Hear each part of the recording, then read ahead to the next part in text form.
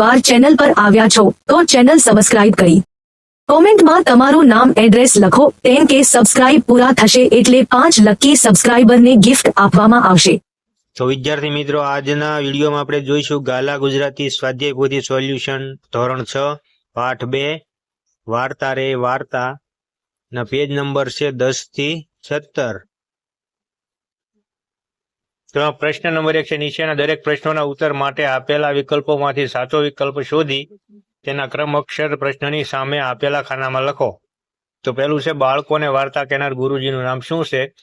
તો જવાબ છે બી, કરુણા શંકર। બીજો, હાથી ખાતો હતો તે આંબા પરની કેરી કેવી હતી? તો જવાબ છે ડી, આપેલા તમામ। 3 નંબર, કાગડીના માળામાં કેટલા ઈંડા હતા? તો જવાબ છે સી, 3। પ્રશ્ન નંબર 4 છે, કાગડીએ હાથીની ફરિયાદ સૌ પ્રથમ કોને કરી? તો જવાબ છે એ, નાતના પંચને। પ્રશ્ન નંબર 5, નાતનો મુખી કાગડીને ક્યાં લઈ ગયો? તો જવાબ છે ડી, રાજા ગરુડના દરબારમાં। પ્રશ્ન નંબર છે, હાથીની ધર્મની બેન કોણ હતી? તો બી, કબૂતરી। 7 નંબર, કોણ પોતે કરેલા પાપનો પસ્તાવો હતો? તો બી, હાથીને। પ્રશ્ન નંબર 8, હાથીને વનમાં પાછો ફરે ત્યારે કોણ હાથના ગીત ગાય છે? જવાબ એ, કબૂતરી। તો પ્રશ્ન નંબર 2 છે, કૌંસમાં આપેલા શબ્દોમાંથી યોગ્ય શબ્દ પસંદ કરી ખાલી જગ્યા પૂરો। તો એક છે હાથી તાપથી ખાલી જગ્યા થઈ ગયો, તેમાં આવશે શિયા વિયા। પ્રશ્ન નંબર 2, કેરી ખાવાથી હાથીની તરત સીપી અને તેના કોઠે ટાઢક વળી। 3 નંબર, ભોંય પર પટકાઈને ઈંડાના ફોદા નીકળી ગયા। 4 નંબર છે, કાગડીએ ફરિયાદ કરી, મહાજન મારે આ હાથી સામે ફરિયાદ નોંધાવી છે। 5 નંબર, ગુનેગાર હાથીને દેશવટો આપવામાં આવે છે। 6 નંબર, સરોવરના પાણીમાં હાથી ઊભો છે, કયા? તો છાતીપુર ખાલી જગ્યામાં। 7 નંબરમાં, હાથી કોઈકને પાંખોનો ફફડાટનો ભાસ થાય છે।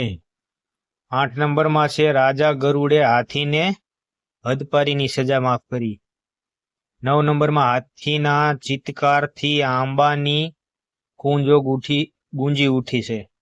10 નંબર, ઝાડના ઝુંડમાં હાથીની ગર્જનાના પડઘા પડ્યા। હવે જોઈએ પેજ નંબર 11।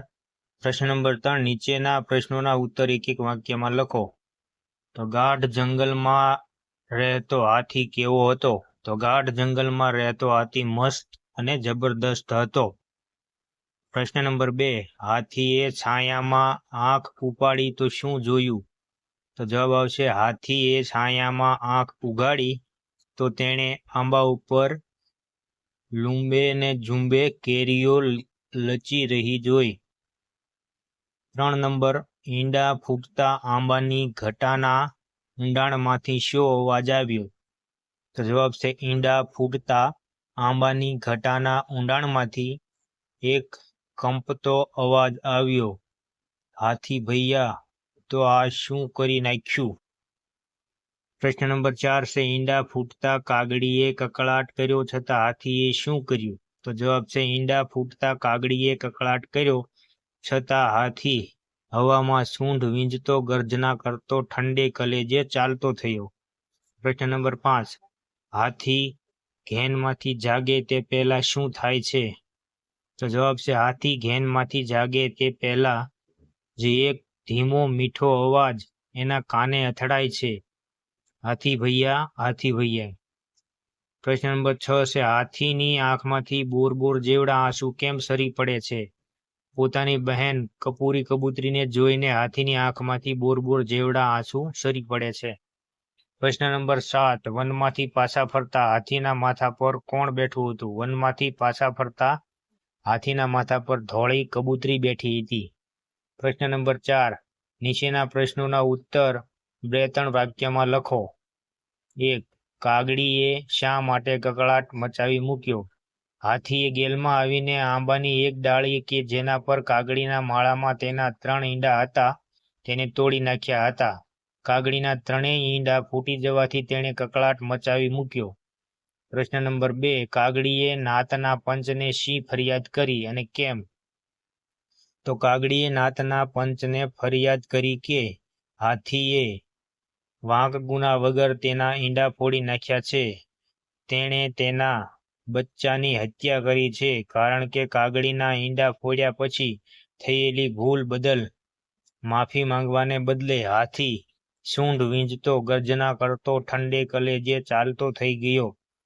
પ્રશ્ન નંબર 3. કાગડીની ફરિયાદ સાંભળી પ્રધાનમંડળે શો ચુકાદો જાહેર કર્યો? કાગડીની ફરિયાદ સાંભળી પ્રધાનમંડળે ચુકાદો આપ્યો કે ગુનેગાર હાથીને દેશવટો આપવામાં આવે. આ સજાને બાજ સેનાપતિ તરત જ અમલ કરે. હવે જોઈએ પેજ નંબર 12. પ્રશ્ન નંબર 4. ગરુડ રાજાના દરબારનું વર્ણન કરો. તો ગરુડ રાજાના દરબારમાં ગીધની ચોકી છે, ડેલીએ કૂકડાની પડઘમ ગાજે છે, મેળીએ બુલબુલની શરણાઈ વાગે છે, ચોકમાં ન્યાયની ધજા ફરફરે છે, રાજા ગરુડ સભા ભરીને બેઠા હોય છે અને તેમાં હંસનું પ્રધાનમંડળ બિરાજ્યું હોય છે. પ્રશ્ન નંબર 5. બાજ સેનાપતિએ જોયું ત્યારે હાથી સરોવરના પાણીમાં શું કરતો હતો? તો બાજ સેનાપતિએ જોયું ત્યારે હાથી સરોવરના સાતીપુર પાણીમાં ઊભો હતો અને સૂંઢમાંથી પાણીના ફુવારા ઉડાડી સ્નાન કરતો હતો.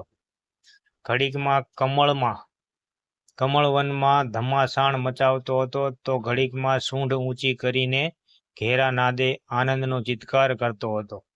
પ્રશ્ન નંબર 6. કબૂતરીએ હાથીને બચાવવાનો વિચાર આવતા શું કહ્યું? તો કબૂતરીએ હાથીને બચાવવાનો વિચાર આવતા સવારના પહેલા કિરણની સાથે જ ઉડી નીકળી. તેણે વન વંટાળ્યું, ડુંગરની દિવાલ ઓળંગી અને પોતાના હાથી ભૈયાની શોધમાં નીકળી પડી. પ્રશ્ન નંબર 7. હાથીને કબૂતરી તેની ભૂલ વિશે શું કહે છે? તો હાથીને કબૂતરી તેની ભૂલ વિશે કહે છે, ભૈયા, આનંદના આવેગમાં તું ભાન ભૂલ્યો, ન કરવાનું કરી બેઠો. તારે મન તો હસવું હતું, પણ પેલી બિચારી કાગડીના ઈંડાનો ઘાણ નીકળી ગયો. પ્રશ્ન નંબર 8. હાથીને કઈ વાતનો પસ્તાવો થયો હતો અને કેમ? તો હાથીને પોતે નિર્દોષ કાગડીના ઈંડા ફોડી નાખીને કરેલા પાપનો પસ્તાવો થયો હતો, કારણ કે તે આનંદના આવેગમાં આવીને પોતાનું ભાન ભૂલી ગયો હતો અને નિર્દોષ કાગડીના ઈંડા હતા તે ડાળી તોડીને તેના ઈંડા ફોડી નાખ્યા હતા. હવે છે પ્રશ્ન નંબર 5માં છે નીચેના પ્રશ્નોના ઉત્તર 4-5 વાક્યમાં લખો. તો પ્રશ્ન નંબર 1 છે એમાં હાથી જે સરોવરમાં હતો તેનું અને તેની આસપાસનું વર્ણન કરો. હાથી જે સરોવરમાં બેઠો હતો તેનું પાણી હિલોળા લઈ રહ્યું હતું. 105 વનરાય વિસ્તરી હતી ને ઝાડના ઝુંડમાં પંખીઓ ગલગાન કરી રહ્યા હતા. મોર ગેકી રહ્યો હતો, કોયલ ટહુકી રહી હતી, કબૂતર ઘૂંઘવી રહ્યું હતું અને હેલો ઘૂઘું કરી રહ્યો હતો અને કમળવનનો મીઠો પવન હૈયામાં હર્ષ ભરી રહ્યો હતો. પ્રશ્ન નંબર 2. પક્ષીઓએ હાથીને હદપાર કેવી રીતે કર્યો? તો સરોવરમાં સ્નાન કરી રહેલો હાથી પર બાજ સરદાર તીર વેગે ધસીને તીક્ષ્ણ સાસનો જોરદાર ઘા મારે છે. હાથી કંઈક સમજે તે પહેલા બાજ ટુકડી તેના પર ચારે બાજુથી હુમલો કરે છે. ધમ પછાડા કરતો હાથી પાણીમાંથી બહાર નીકળી સામેના ખુલ્લા માર્ગ પર દોડે છે. હવે જોઈએ પેજ નંબર 13. પાછળ પડેલી બાજ સેનાથી બચવાનો કોઈ સહારો કે રસ્તો ન હોવાથી લીલુડા વનની હદ પછી આવેલા આડા ડુંગરની આડી દિવાલની ઘાટીમાંથી નીકળી હાથી વેરાનમાં ચાલ્યો જાય છે. પ્રશ્ન નંબર 3. હાથીને દેશવટો મળ્યો તેથી કપૂરી કબૂતરી પર શી અસર થઈ? હાથીને દેશવટો મળ્યો તેથી કપૂરી કબૂતરી રોજ સવાર સાંજ આંબાની ઘેરી ઘટામાંથી દર્દભર્યા અવાજે કહેતી, હાથી ભૈયા, તને આ શું સૂઝ્યું? તે હાથીએ કરેલા અપરાધથી ગમગીન હતી, તેની હદપારથી બેચેન હતી, તે દરેક પળ મૂંગું અલ્પાંત કરતી હતી. પ્રશ્ન નંબર 4. કબૂતરી હાથીને શોધવા નીકળી ત્યારે તેણે શું જોયું? કબૂતરી હાથીને શોધવા નીકળી ત્યારે તેને ડુંગરની પેલે પાર જતા આકાશમાં ભાગ્યે જ કોઈ ભૂલ્યું ભટક્યું પક્ષી નજરે પડ્યું. ધરતી પર ભાગ્યે જ કોઈ આંખે ચડ્યું. નાના ઝાડવામાંથી ધરતીના છેડા સુધીનો આખો પટ છવાયેલો જોયો. એકાદ આછું પાતળું ઝરણું વહેતું દેખાયું. તેને આખા વેરાન પટમાં એકલી આંખ ઠારતી લીલી પટ્ટીના ઝાડવાના આછા અધૂરા છાંયડામાં હાથી શરીર સંકોચીને પડ્યો હતો. પ્રશ્ન નંબર 5 છે હાથીને પોતાની ભૂલનો પસ્તાવો છે તે જાણ્યા પછી કબૂતરીએ તેને શું કહ્યું? તો જવાબ છે હાથીને પોતાની ભૂલનો પસ્તાવો છે તે જાણ્યા પછી કબૂતરીએ તેને કહ્યું, તારા પાપનો તને પસ્તાવો થયો છે, એ પસ્તાવામાં તારું અભિમાન ઓગળી ગયું છે. તું માફી માંગવા તૈયાર થયો છે. મારા મનમાં એક વિચાર આવે છે, હું પક્ષીઓના રાજા ગરુડ પાસે જાઉં અને તારે માટે દયાની યાચના કરું. સાચા દિલથી પસ્તાવો કરનારને માફી મળે જ છે. પ્રશ્ન નંબર 6 છે, નીચેના વાક્યોને પાઠને આધારે ઘટનાક્રમમાં ગોઠવીને લખો. તો એમાં પહેલો ક્રમ આવશે, તાપથી શિયાવિયા થયેલો હાથી ઘટાદાર આંબા હેઠળ આવીને ઊભો. અને બીજા ક્રમમાં આવશે, સેનાપતિએ બાજ સૈનિકોની ટુકડી સજ્જ કરી.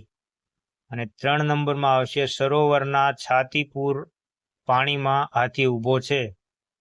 4 નંબરમાં ડુંગરની સાંકડી ઘાટીમાંથી હાથી બહાર નીકળી જાય છે અને હાથી હદપાર થાય છે. 5 નંબરમાં હર્ષના ગીત ગાતી કબૂતરી હાથીને પહેલા આનંદની વાતે. હવે પેજ નંબર 14 થી 17 આપણે આગળના વિડીયોમાં જોઈશું. અને જો તમે પહેલી વાર ચેનલ પર આવ્યા હોય તો અમારી ચેનલ બ્રેઇન બૂસ્ટરને સબસ્ક્રાઇબ કરી લેજો અને વિડીયોને લાઇક કરી લેજો. વિડીયો જોવા બદલ ખૂબ ખૂબ ધન્યવાદ.